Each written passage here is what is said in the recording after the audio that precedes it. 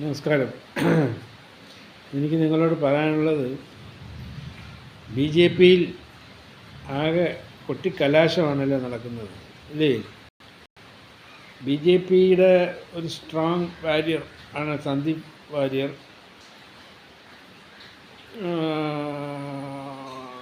ഇന്നുവരെ അദ്ദേഹത്തിൻ്റെ വായിൽ നിന്നും പാർട്ടിക്കെതിരെ മോശമായ ഒരു രീതിയിൽ ഒരു വാക്ക് പോലും വരാത്തൊരു വ്യക്തി, കേരളത്തിൽ അറിയപ്പെടുന്ന ഒരു ബി ജെ പിയുടെ സ്പോക്സ് പേഴ്സൺ, പിന്നെ ഒരു യങ് വാരിയർ, യങ് ടർക്ക്, എല്ലാം കൊണ്ടും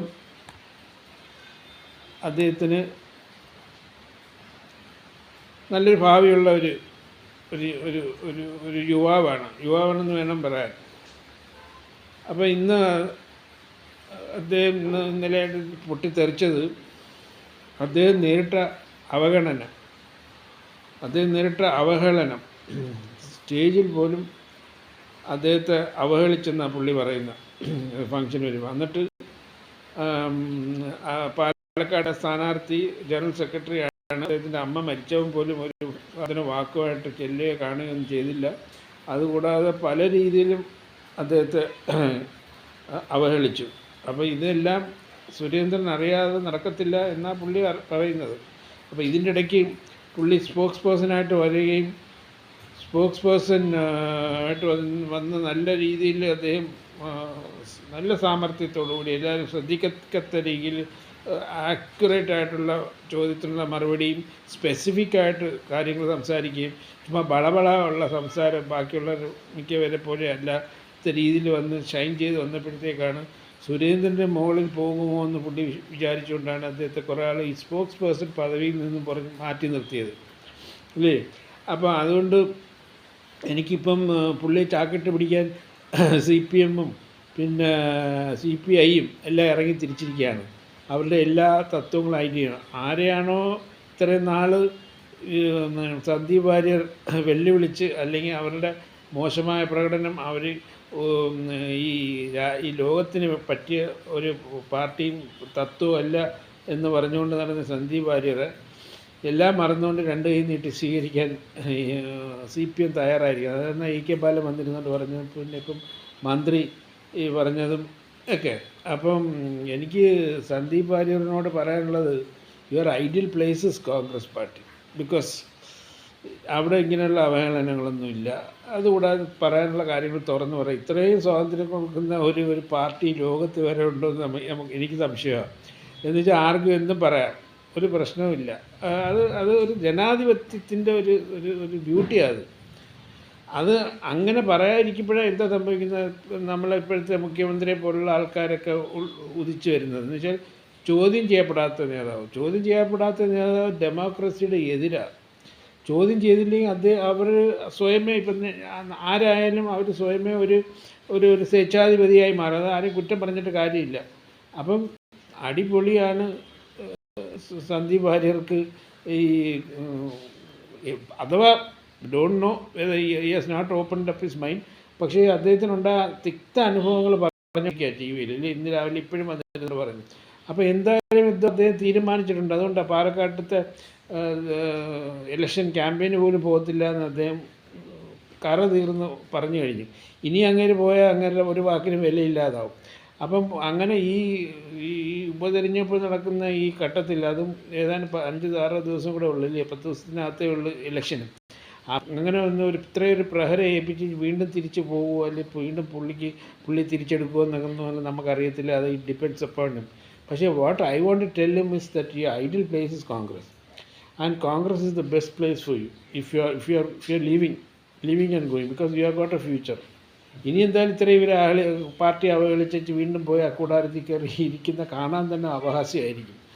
എന്നിട്ട് നിങ്ങൾ തുറന്ന് പറഞ്ഞു കഴിഞ്ഞ് ഇവരുടെ ഈ സംസ്ഥാന നേതൃത്വത്തിൻ്റെ കയ്യിലിരിപ്പും അവരുടെ അവഹേളനം എല്ലാം. പിന്നെ എനിക്ക് ശോഭാ സുരേന്ദ്രനോട് പറയാനുള്ളത്, എന്തിനാ ശോഭാ സുരേന്ദ്രൻ ഇങ്ങനെ കിടന്ന് ബഹളം ഉണ്ടാക്കുന്നത്? ഇങ്ങനെ ബഹളം ഉണ്ടാക്കി നാട്ടിലുള്ള മുതലാളിമാരെയെല്ലാം വിറപ്പിച്ചും അവരുടെ കുറ്റങ്ങളും കുറവുകളും. കാശില്ലാതെ ഈ ലോകത്തൊന്നും നടക്കത്തില്ല.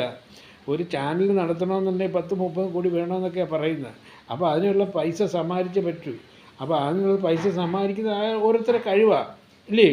അത് കട്ടുകൊണ്ട് വന്ന പൈസ ആണോ, അല്ലെങ്കിൽ മോട്ടിച്ചുകൊണ്ട് വന്ന പൈസ ആണോ, മരം മുറിച്ചുണ്ടാക്കിയ പൈസ ആണോ, അതൊക്കെ ഇവിടെ നിയമവ്യവസ്ഥകളുണ്ട്. അതുവഴി നിങ്ങൾ നീങ്ങണം. അല്ല വന്നിരുന്നുകൊണ്ട് ഇങ്ങനെ അവഹേളിക്കുക എന്ന് വെച്ചാൽ you are doing damage to your own image.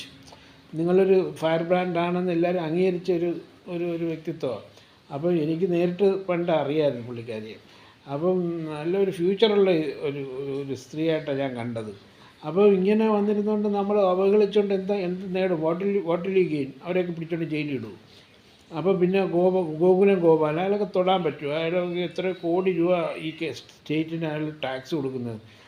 വട്ടിപ്പലിശക്കാരനാണെന്ന് ശോഭ പറഞ്ഞു. വട്ടിപ്പലിശക്കാരനെന്നൊക്കെ പറഞ്ഞ് അങ്ങനെ അവഹേളിക്കരുത്. എനിക്ക് ശോഭ എടുത്ത് നേരിട്ട് പറയാനുള്ള ഒരു കാര്യം, ഇങ്ങനെ അവഹേളിക്കുന്ന മനുഷ്യരെ അവഹേളിക്കരുത്. ആരാ പെർഫെക്റ്റ്? ആരും ഇവിടെ പെർഫെക്റ്റ് അല്ല.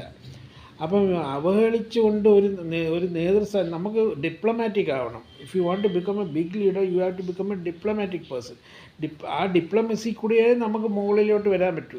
നമുക്കിഷ്ടമില്ലാത്ത ആളായിരിക്കും നമ്മളെ മുമ്പിൽ നിൽക്കുന്നത് അല്ലേ. പക്ഷേ നിങ്ങളൊരു പൊതുപ്രവർത്തനം നടത്തുന്ന ആളും പൊതുപ്രവർത്തക ആയതുകൊണ്ട് you will have to subside. ഇങ്ങനെ പരസ്യമായിട്ട് പറയാം, നിങ്ങൾ പോലെ പറയേണ്ട ഫോണിൽ വിളിച്ച് പറയാം. പക്ഷേ ഇങ്ങനെ പരസ്യമായിട്ട് പറയുന്ന സ്വഭാവം നിർത്തണം. എനിക്ക് കേൾക്കാൻ തന്നെ, എന്നുവെച്ചാൽ എനിക്ക് I know personally for some time. അപ്പം കാണാൻ തന്നെ പ്രയാസമുണ്ട്. അതല്ല, നിങ്ങൾക്ക് പാർട്ടി വല്ലതും വിടാൻ ആഗ്രഹം ഉണ്ടെന്നുണ്ടെങ്കിൽ നിങ്ങൾ കോൺഗ്രസ്സിൽ ചേരുമോ, നിങ്ങൾക്ക് നല്ലൊരു ഭാവി ഉണ്ടാകും. എന്നുവെച്ചാൽ ഇപ്പോൾ BJP കേരളത്തിൽ ഭരണത്തിൽ വന്നാലേ നിങ്ങൾക്കൊരു മന്ത്രിയാവാൻ പറ്റത്തുള്ളൂ ഇല്ലേ, അഥവാ ആവണമെന്നുണ്ടെങ്കിൽ തന്നെ. അപ്പോൾ BJP അടുത്ത എത്ര വർഷം എടുക്കും? ഇനി 10-75-80 MLA-മാരെയും കൊണ്ട് ഭൂരിപക്ഷത്തോട് കേരള നിയമസഭ പിടിച്ചെടുക്കണമെങ്കിൽ ഈ അടുത്ത ജന്മത്തിൽ നടക്കുമെന്ന് എനിക്ക് തോന്നുന്നില്ല. 10-20-25 വർഷം കഴിഞ്ഞ് ചിലപ്പോൾ നടന്നേക്കാം. പിന്നെ അതുകൂടാതെ മോഡിയുടെ കാലം കഴിഞ്ഞ് കഴിഞ്ഞാലും BJPക്ക് വലിയ ചാൻസ് ഒന്നും ഇല്ല ഇന്ത്യയിൽ എന്നാണ് എനിക്ക് തോന്നുന്നത്. We don't know, not in our hands. അപ്പോൾ അതുകൊണ്ട് എനിക്ക് ശോഭയെടുത്തും പറയാനുള്ളത്, if you having any plans. ഇപ്പോൾ ഇങ്ങനെ പൊട്ടിത്തെറിക്കിപ്പോഴും സരിനൊക്കെ ചാടി വെളി വന്ന് എങ്ങനെ വെളി വന്ന് ഇതൊക്കെ അവർ മനസ്സിലുണ്ടായിരുന്നതാണ് ഇല്ലേ. അല്ലെങ്കിൽ അവർക്ക് സ്ഥാനം കിട്ടാതെ വരുമ്പോൾ, അല്ലെങ്കിൽ ഇലക്ഷൻ സീറ്റ് കിട്ടാതെ വരുമ്പോഴേ ചാടിപ്പോകുന്നത്. അപ്പോൾ if you have any plans, join hands with Sandeep and Warrior and join Congress. It's the best place for you because you are a firebrand. Everybody will accept you. നിങ്ങൾ vote പിടിക്കാൻ കഴിവുള്ള ഒരു വ്യക്തിത്വമാണ്. അപ്പോൾ അതുകൊണ്ട് എനിക്കിത്രേ പറയണമെന്ന് തോന്നി.